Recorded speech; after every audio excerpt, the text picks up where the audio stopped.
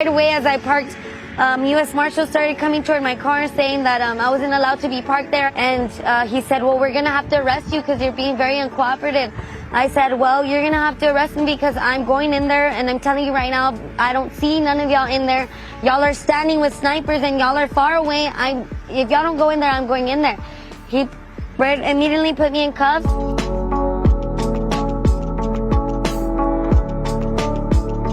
As soon as they uncuffed me, I jumped that first gate fence, and once I jumped it, I went to my son's class, and I knocked on the door, and I remember the teacher saying, I'm like, hey, they're already bulge cutting the fence to get me. She's like, you think we have time to get out? I said, y'all have time. I'm gonna run for my other son.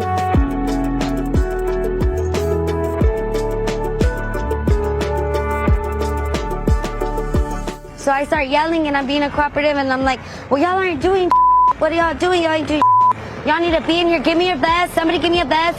Something. I started paying attention to how far the shots were being, so that I knew the shooter was all the way still by my first son's class. So when I went to my second son's door, the teacher didn't want to open the door for me.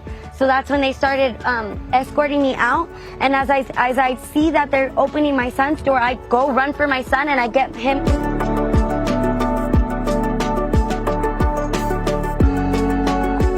While you were inside the school, did you see officers inside the school? There was not one officer inside the school when I ran to my second son's class. There was not one officer. And you were hearing gunshots, so you knew that you could hear the gunshots. Was an active shooter. It was still active. The gunshots were still active. They were not in there. There was no one in there. If anything, when I pulled up, my car was closer to the school than where the snipers and everybody that was laying on the ground were. When you heard that it took law enforcement 75 minutes before they went in and stopped the shooter, what was your thinking, having been inside the school yourself? I don't know. I was just thinking that they could have saved many more lives. They could have gone into that classroom and maybe 2 or 3 would have been gone, but they could have saved the whole class. They could have done something.